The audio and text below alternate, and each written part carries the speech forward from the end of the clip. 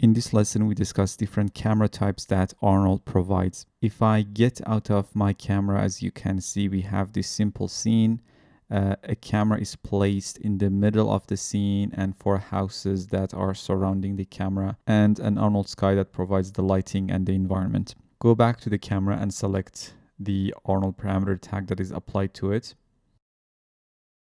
If you select the camera tab and enable custom type, you would be able to select different camera types. As I mentioned previously, you can also create different camera types directly from the Arnold menu. The first camera type that we have is cylindrical camera. Cylindrical camera provides a cylindrical view and it can be used to produce environment maps and panoramic views. All the depth of field controls are gone for this camera. We have this horizontal field of view that controls the field of view in the horizontal axis, so I can decrease or increase it, and as I use something like 360 degrees, we can see the entire scene horizontally, and as you can see, the other houses are appearing in the render as well. We have vertical field of view that controls the field of view in the vertical axis, and as I increase it, we start to see more and more of our scene in the vertical direction. Let's set it to 90 degrees. We have this projective option. When enabled, the camera works like a true cylindrical camera and the camera rays are cast from all the points on the cylinder. And if disabled, all rays have a common origin. They are cast from the center of the cylinder. Let's go back to the camera tab and change the camera type to fisheye.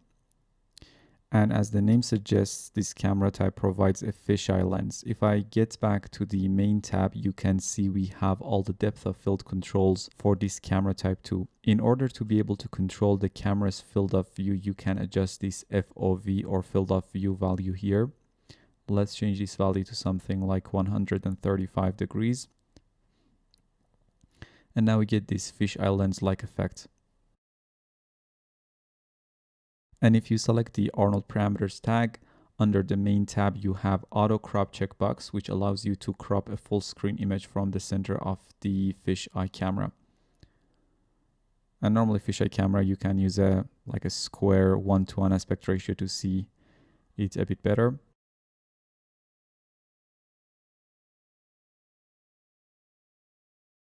Let's get back to the camera tab, and the next camera type is orthographic camera, which provides an orthographic view where there is no perspective, and this camera has no option basically.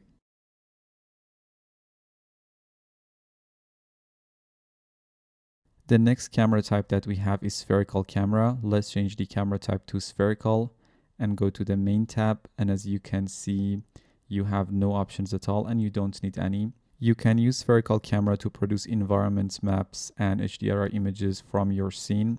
Now what you need to do is to make sure, first of all, you have a 2:1 aspect ratio. So open up the render settings.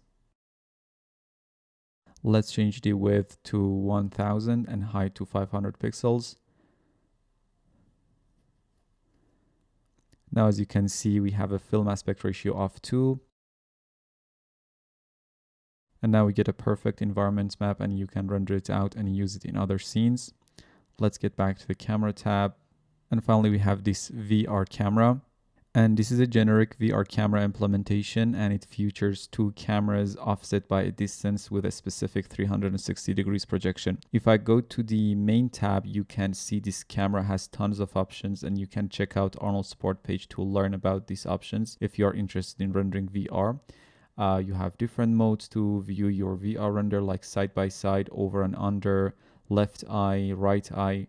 You can control the projection or the eye separation distance and tons of other options that are beyond this introductory course, and I invite you to check them out on your own if you are interested in VR rendering. So that's about camera types in Arnold for Cinema 4D. See you in the next video.